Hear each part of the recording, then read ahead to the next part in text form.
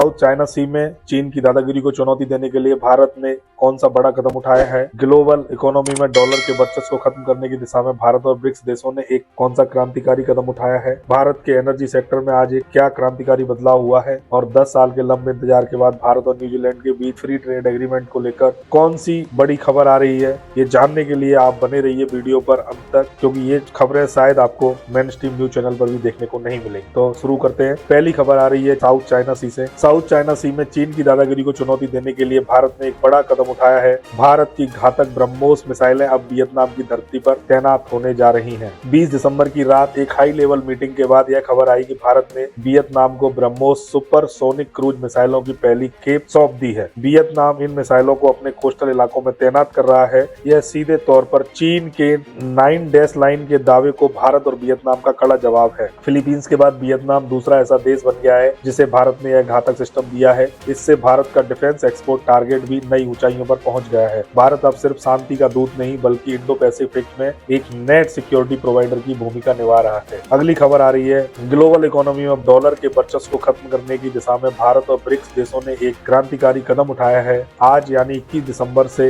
भारत के कुछ चुनिंदा बैंकों ने ब्रिक्स पे डिजिटल पेमेंट सिस्टम का ट्रायल शुरू कर दिया है। अब भारत और रूस या ब्राजील के बीच व्यापार के लिए डॉलर की जरूरत नहीं होगी। इस सिस्टम के जरिए लोकल करेंसी में सीधा ट्रांजैक्शन मुमकिन होगा। भारत का यूपीआई अब ब्रिक्स के इस नए पेमेंट आर्किटेक्चर का बेस बन रहा है जो ग्लोबल वेस्टर्न स्विफ्ट सिस्टम का विकल्प बनेगा। सूत्रों के मुताबिक सऊदी अरब यूएई ने भी इस सिस्टम में दिलचस्पी दिखाई है। अगर यह सफल रहा तो अंतर्राष्ट्रीय बाजार में अमेरिकी डॉलर की पकड़ काफी कमजोर हो जाएगी और भारत अपनी डिजिटल ताकत के जरिए दुनिया को एक नया फाइनेंशियल ऑर्डर देने की तैयारी में है। अगली न्यूज आ रही है एनर्जी सेक्टर से। भारत के एनर्जी सेक्टर में आज एक क्रांतिकारी बदलाव हुआ है। राष्ट्रपति द्रौपदी मुर्मू ने ऐतिहासिक शांति बिल को अपनी मंजूरी दे दी है। शांति यानी sustainable harnessing and advancement of nuclear energy for transforming India. इस कानून के साथ ही अब भारत में प्राइवेट कंपनियां भी न्यूक्लियर पावर प्लांट बना सकेंगी और चला सकेंगी। इस बिल ने 63 साल पुराने एटॉमिक एनर्जी एक्ट 1962 को खत्म कर दिया है। अब तक परमाणु ऊर्जा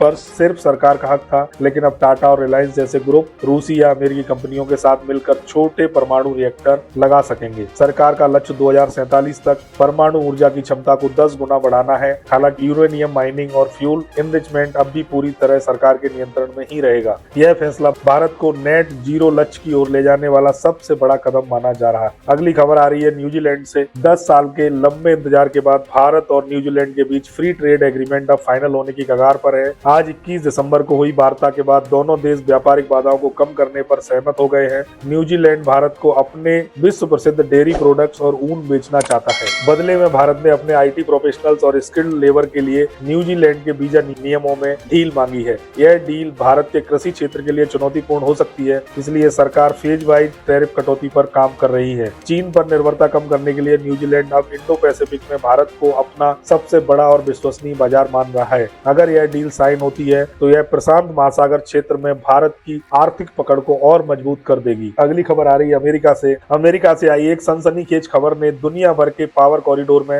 हड़कंप मचा दिया है। कुख्यात जेफरी एप्स्टीन की नई फाइल्स में कुछ चौंकाने वाले भारतीय कनेक्शन सामने आए हैं। न्यूयॉर्क कोर्ट द्वारा सार्वजनिक की गई नई लिस्ट में उन ग्लोबल बिजनेसमैन और पॉलिटिशियंस के नाम हैं जिन्होंने 2010 से 2018 के बीच एप्स्टीन के निजी आइलैंड की यात्रा की थी। इन दस्तावेजों में 2 बड़े भारतीय नामों का जिक्र है जो उस समय अमेरिका में भारत के प्रभावशाली चेहरे माने जाते थे। हालांकि अभी यह साफ नहीं है कि उनका दौरा किसी आधिकारिक काम से था या व्यक्तिगत। भारतीय खुफिया एजेंसियां इन फाइल्स का बारीकी से विश्लेषण कर रही हैं। कूटनीतिक हलकों में डर है कि इन फाइल्स का इस्तेमाल आने वाले चुनाव में ब्लैकमेल या पॉलिटिकल टूल के रूप में किया जा सकता है। यह खुलासा ग्लोबल एलिट के उस काले सच को उजागर करता है जिसकी परतें अब धीरे धीरे खुल रही हैं। और एप्स्टीन से जुड़ी हुई अगली कुछ बड़ी खबरों को हम आपको अगले दिनों में जरूर अपडेट करते जाएंगे। अगली खबर आ रही है चीन से। चीन के पेट्रो युआन के बढ़ते प्रभाव को रोकने के लिए भारत और यूएई ने एक बहुत बड़ा मास्टर स्ट्रोक खेला है। आज 21 दिसंबर को हुई घोषणा के अनुसार भारत अब यूएई से खरीदे जाने वाले कच्चे तेल का